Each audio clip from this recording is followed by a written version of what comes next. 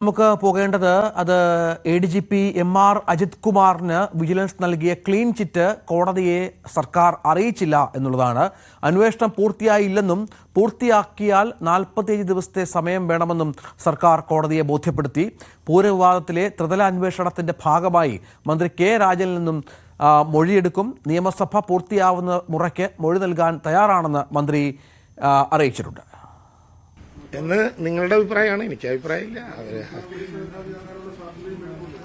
ഇതൊക്കെ നമ്മളെങ്ങനെയാ നിശ്ചയിക്കുക?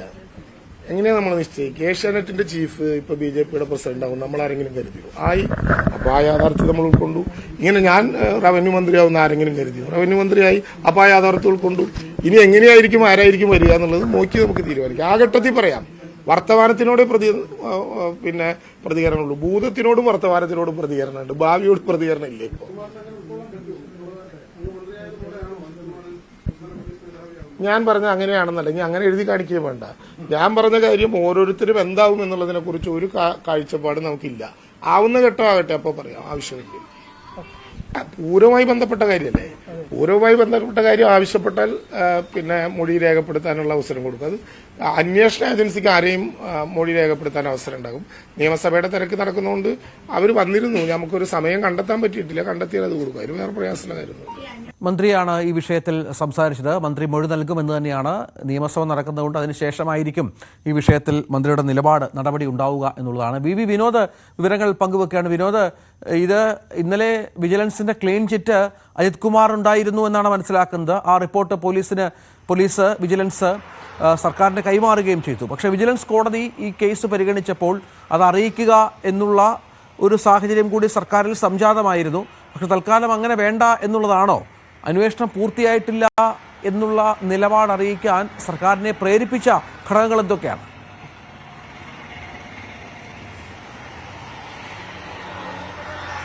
രഞ്ജിത്ത്, നമുക്ക് ഒറ്റനോട്ടത്തിൽ നോക്കുമ്പോൾ വിജിലൻസ് അന്വേഷണ സംഘം അവരുടെ അന്തിമ റിപ്പോർട്ട് സർക്കാരിന് കൈമാറി. എന്നാൽ കോടതിക്ക് കൈമാറുന്നില്ല. കുറച്ചുകൂടി കാര്യങ്ങൾ പരിശോധിക്കാനുണ്ട്, അന്വേഷണം പൂർത്തിയായിട്ടില്ല എന്ന നിലയ്ക്കൊരു വിവരം വിജിലൻസ് അന്വേഷണ സംഘം കോടതിയെ അറിയിക്കുന്നു. പക്ഷേ MR അജിത് കുമാറിനെ സംബന്ധിച്ച് ഇതൊരു കടുത്ത പ്രതിസന്ധി തന്നെയാണ്. കാരണം അദ്ദേഹം സംസ്ഥാന പോലീസ് മേധാവി ആകാനുള്ളവരുടെ പട്ടികയിൽ ഉൾപ്പെട്ടിട്ടുള്ള ആളാണ്. 6 പേരുടെ പട്ടികയാണ് കേന്ദ്രത്തിന് കൈമാറേണ്ടത്. അത് ഏപ്രിൽ 15 ആ തീയതിക്കുള്ളിൽ ഈ പട്ടിക കൈമാറണം. പക്ഷേ ഇന്ന് കോടതിയിൽ ഈ അന്വേഷണം തീർന്നില്ല എന്ന് പറയുകയും കോടതി 45 ദിവസം അനുവദിക്കുകയും ഈ കേസ് പരിഗണിക്കാൻ മെയ് മാസം 6-ാം തീയതി തീരുമാനിക്കുകയും ചെയ്തിരിക്കുന്നു. അതായത് ഇനി ഈ ഹർജി പരിഗണിക്കുന്നത് മെയ് മാസത്തിലാണ്. അതുകൊണ്ട് തന്നെ ഇങ്ങനെ ഒരു അന്വേഷണം പെൻഡിംഗിലാണ്, അന്വേഷണം തുടരുന്നേ ഉള്ളൂ എന്ന് പറയുമ്പോൾ കേന്ദ്ര വിജിലൻസ് ബ്യൂറോയുണ്ട്, ആന്റി കറപ്ഷൻ ബ്യൂറോയുണ്ട്. ആ കേന്ദ്ര വിജിലൻസിന്റെ അംഗീകാരം കൂടി, അനുമതി അല്ലെങ്കിൽ അവരുടെ ഒരു സർട്ടിഫിക്കറ്റ് കൂടി, ക്ലീൻ ചിറ്റ് കിട്ടിയാൽ മാത്രമേ MR അജിത് കുമാറിന് സ്റ്റേറ്റ് പോലീസ് ചീഫ് എന്ന സ്ഥാനത്തേക്കുള്ള അവസാന 3-ൽ കേന്ദ്ര 3 പേരുടെ പേര് കേരളത്തിന് കൈമാറും. ഈ 6-ൽ നിന്ന് അതിൽ ഒരാളെങ്കിലും ആകണമെങ്കിൽ, ഏറ്റവും ഒടുവിൽ ഏതെങ്കിലും ഒരു സാഹചര്യത്തിൽ അദ്ദേഹത്തെ തിരഞ്ഞെടുക്കണമെങ്കിൽ ആ 3 പേർ ഉൾപ്പെടുന്ന പട്ടികയിൽ പെടണമെങ്കിൽ കേന്ദ്ര വിജിലൻസിന്റെ ക്ലിയറൻസ് കൂടി വേണം. പക്ഷേ ഇങ്ങനെ ഒരു അനധികൃത സ്വത്ത് സമ്പാദനവുമായുള്ള കേസ് നിലനിന്നാൽ അങ്ങനെ ഒരു ക്ലീൻ ചിറ്റ് കിട്ടാൻ പോകുന്നില്ല. അത് അദ്ദേഹത്തിന്റെ സാധ്യത ഇല്ലാതാക്കുകയാണ്. അദ്ദേഹത്തിന് നിയമപരമായ പോരാട്ടം തുടരാം. ഒരുപക്ഷെ ഹൈക്കോടതിയോ മറ്റോ സമീപിച്ച് ഇക്കാര്യത്തിൽ അനുകൂലമായ ഒരു തീരുമാനം ഉണ്ടാകണമെന്ന് സർക്കാരിന് കൊടുത്ത റിപ്പോർട്ട് കോടതിക്ക് മുമ്പിൽ എത്തിക്കാനോ ആ തരത്തിലുള്ള ആലോചനയോ നടപടിയോ ഒക്കെ അദ്ദേഹത്തിന് സ്വീകരിക്കാവുന്നതാണ്. പക്ഷേ ഇപ്പോഴത്തെ ഒരു സാഹചര്യത്തിൽ നമ്മളൊരു ചരിത്രം കൂടി പരിശോധിക്കേണ്ടി വരും. ടോമിൻ ജെ തച്ചങ്കരി സംസ്ഥാന പോലീസ് മേധാവിയാകുമെന്ന് വലിയ തോതിൽ കരുതിയിരുന്നതാണ്. അദ്ദേഹത്തിന് വലിയ സാധ്യത ഉണ്ടായിരുന്നു. സർക്കാരുമായി വലിയ അടുപ്പം പുലർത്തിയിരുന്ന ഒരു ഉദ്യോഗസ്ഥനായിരുന്നു. അദ്ദേഹവും വിചാരിച്ചിരുന്നത് അദ്ദേഹത്തിന് സംസ്ഥാന പോലീസ് മേധാവിയാകാൻ കഴിയുമെന്നാണ്. പക്ഷേ അദ്ദേഹത്തിന് വിലങ്ങുതടിയായത് ഒരു അനധികൃത സ്വത്ത് സമ്പാദനവുമായി ബന്ധപ്പെട്ട ഒരു കേസാണ്. അത് വിജിലൻസിന്റെ ഒരു അന്വേഷണം നടക്കുന്നു എന്ന ഒറ്റ കാരണം കൊണ്ടാണ് അദ്ദേഹത്തിന് കേന്ദ്ര വിജിലൻസിന്റെ ക്ലീൻ ചിറ്റ് കിട്ടാതെ പോയതും അദ്ദേഹത്തിന് ആ സ്ഥാനം, ആ പട്ടികയിൽ നിന്ന് തന്നെ അദ്ദേഹം ഒഴിവായി പോയതും. പിന്നീട് എന്ത് സംഭവിച്ചുവെന്നത്, ഈ മറ്റൊരു DGP വരികയും അനിൽകാന്ത് DGP ആവുകയും തച്ചങ്കരി ആ സ്ഥാനത്തേക്ക് എത്തിയതുമില്ല. പിന്നീട് ഷേഖ് ദർവേ സാഹിബൊക്കെ DGP ആയി വരുന്ന സാഹചര്യമുണ്ടായി. പക്ഷേ അപ്പോഴേക്കും തച്ചങ്കരി സർവീസിൽ നിന്ന് തന്നെ പുറത്തു പോകുന്ന നിലയുണ്ടായി. ആ സമയത്ത് ഈ അനധികൃത സ്വത്ത് സമ്പാദനത്തിൽ അദ്ദേഹത്തിനെതിരെ ഒരു തെളിവും കണ്ടെത്താൻ കഴിഞ്ഞതുമില്ല. അതായത് സുദേശ് കുമാർ എന്ന അന്നത്തെ ഉദ്യോഗസ്ഥൻ തച്ചങ്കരിയോട് വ്യക്തിപരമായി കാണിച്ച ഒരു വൈരാഗ്യം എന്നാണ് പിന്നീട് പറഞ്ഞു കേട്ടത്. അദ്ദേഹം ഒരു വിജിലൻസ് റിപ്പോർട്ട് അതിൽ ആ കേസ് തീർക്കാതെ അതിൽ അള്ളിപ്പിടിച്ചിരിക്കുകയും തച്ചങ്കരിയുടെ അവസരം നഷ്ടമാക്കുകയും ചെയ്തു. ആ സമയത്ത് അദ്ദേഹത്തിന് ആ ക്ലിയറൻസ് കിട്ടിയില്ല. പക്ഷേ പിന്നീട് തച്ചങ്കരി കുറ്റവിമുക്തനാവുകയാണ്, അല്ലെങ്കിൽ കുറ്റാരോപിതനായിരുന്ന തച്ചങ്കരി അങ്ങനെ ഒരു തെറ്റ് ചെയ്തിട്ടില്ല എന്ന് കോടതി കണ്ടെത്തുകയാണ്. അപ്പോഴേക്കും തച്ചങ്കരിയുടെ അവസരം കടന്നുപോയിരുന്നു. അങ്ങനെ ഒരു പാഠം ചരിത്രം അജിത് കുമാറിന് മുന്നിലുണ്ട്.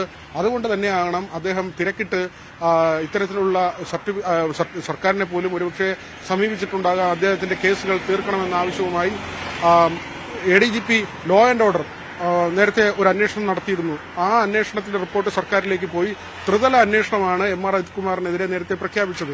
അതിൽ DGP നടത്തുന്ന അന്വേഷണമുണ്ട്. DGP നടത്തുന്ന അന്വേഷണത്തിൽ മന്ത്രി K രാജന്റെ മൊഴി എടുക്കേണ്ടതുണ്ട്. ആ മൊഴി ഇതുവരെ രേഖപ്പെടുത്തിയിട്ടില്ല. കഴിഞ്ഞ ദിവസം ഉദ്യോഗസ്ഥർ അദ്ദേഹത്തെ സമീപിച്ചിരുന്നു. അദ്ദേഹം അതിന് ഇനി സമയം കൊടുക്കും എന്നാണ് അറിയിച്ചിട്ടുള്ളത്. പക്ഷേ ഇത്തരം കേസുകൾ ഒരുപക്ഷെ ഈ പോലീസ് മേധാവി സ്ഥാനത്തേക്ക് എത്തുന്നതിന് തടസ്സമാകുമോ എന്നത് സംബന്ധിച്ച് കൂടുതൽ വ്യക്തതയില്ല. പക്ഷേ വിജിലൻസ് കേസ് ഉണ്ടെങ്കിൽ, അല്ലെങ്കിൽ വിജിലൻസ് അന്വേഷണം ഉണ്ടെങ്കിൽ അത് വലിയ വിലങ്ങുതടിയാണ്. കാരണം അഴിമതിയുമായി ബന്ധപ്പെട്ട ഒരു ആരോപണം വരികയും അതിൽ അന്വേഷണം നേരിടുകയും ചെയ്യുന്ന ഒരു ഉദ്യോഗസ്ഥനെ സ്വാഭാവികമായും ആ തരത്തിലേക്ക് പോലീസ് മേധാവിയാക്കാനുള്ള ഒരു തീരുമാനമുണ്ടാകില്ല. അങ്ങനെ ഈ ഒരു കേസുണ്ടെങ്കിൽ, അല്ലെങ്കിൽ ഇങ്ങനെ ഒരു അന്വേഷണം നടക്കുന്നുണ്ടെങ്കിൽ അത് ഇവിടെ നിന്നുള്ള റിപ്പോർട്ടായി പോവുകയും അത് പരിഗണിച്ചുകൊണ്ട് ഈ ഉദ്യോഗസ്ഥനെ ഈ പട്ടികയിൽ നിന്ന് കേന്ദ്രം ഒഴിവാക്കുകയും ചെയ്യും. അതാണ് രീതിയും നിയമവും കീഴ്വഴക്കവും. അങ്ങനെയാണെങ്കിൽ അജിത് കുമാറിനെ സംബന്ധിച്ച് പ്രതിസന്ധിയാണ്. മാത്രമല്ല മറ്റന്വേഷണങ്ങൾ അതും ഒരുപക്ഷെ ഈ IB ഒക്കെ അന്വേഷിക്കും. സ്വാഭാവികമായും അത് സംബന്ധിച്ചുള്ള റിപ്പോർട്ടുകളും കേന്ദ്രത്തിലേക്ക് പോകും. അവിടെ മനോജ് എബ്രഹാമിന്റെ ഒരു റിപ്പോർട്ട് മാത്രമാണ് ഈ ത്രിതല അന്വേഷണവുമായി ബന്ധപ്പെട്ട് ഇതിനകം സർക്കാരിലേക്ക് പോയിട്ടുള്ളത്. അതിൽ മറ്റ് വകുപ്പുകളുടെ വീഴ്ചയെക്കുറിച്ചാണ് മനോജ് എബ്രഹാം അന്വേഷിച്ചത്. അല്ലാതെ പോലീസിന് വീഴ്ച വന്നത് സംബന്ധിച്ച് DGPയുടെ പരിശോധന നടക്കുന്നുണ്ട്. ഇന്റലിജൻസ് ADGPയുടെ മറ്റൊരു പരിശോധനയുണ്ട്. ക്രൈംബ്രാഞ്ചിന്റെ അന്വേഷണം നടക്കുന്നുണ്ട്. ഇതിൽ മനോജ് എബ്രഹാം അന്വേഷിച്ചത് മറ്റ് വകുപ്പുകളുടെ വീഴ്ച സംബന്ധിച്ചാണ്. അതിൽ റിപ്പോർട്ടിൽ പറയുന്നത് മറ്റ് വകുപ്പുകൾക്ക് വീഴ്ച വന്നിട്ടില്ല എന്നാണ്. അതായത് തൃശൂർ പൂരം അലങ്കോലപ്പെട്ടതിൽ മറ്റേതെങ്കിലും വകുപ്പിന്റെ വീഴ്ച കാരണമായില്ല എന്നാണ് മനോജ് എബ്രഹാമിന്റെ റിപ്പോർട്ടിൽ ചൂണ്ടിക്കാണിച്ചിരുന്നത്. അതിനർത്ഥം പറയാതെ പറയുന്നത് പോലീസിന്റെ വീഴ്ച തന്നെയാണ് അവിടെ കുഴപ്പമുണ്ടാക്കിയതെന്നാണ് മനോജ് എബ്രഹാമിന്റെ റിപ്പോർട്ടിൽ വരികൾക്കിടയിൽ പറയുന്നത്. ആകെ പറയുന്നത് ആരോഗ്യവകുപ്പിന്റെയൊക്കെ പ്രവർത്തനം കുറച്ചുകൂടി മെച്ചപ്പെടുത്തണം, ആംബുലൻസുകളുടെ സേവനം കൂടുതൽ ഉറപ്പാക്കണം, കൂടുതൽ ആംബുലൻസുകൾ അവിടേക്ക് കൊണ്ടുവരണം. ഇത്തരം കാര്യങ്ങളൊക്കെയാണ് മനോജ് എബ്രഹാമിന്റെ റിപ്പോർട്ടിൽ പറയുന്നത്. പോലീസുമായി ബന്ധപ്പെട്ട കാര്യം അദ്ദേഹം അന്വേഷിച്ചിട്ടില്ല, അദ്ദേഹം പരിശോധിച്ചിട്ടില്ല.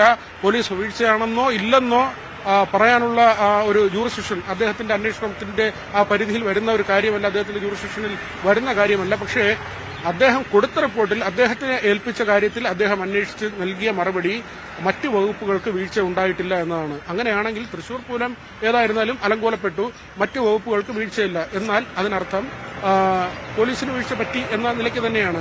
ഈ നിലയ്ക്കാണ് CPI ഉൾപ്പെടെയുള്ള രാഷ്ട്രീയ പാർട്ടികൾ നിലപാടെടുത്തത്.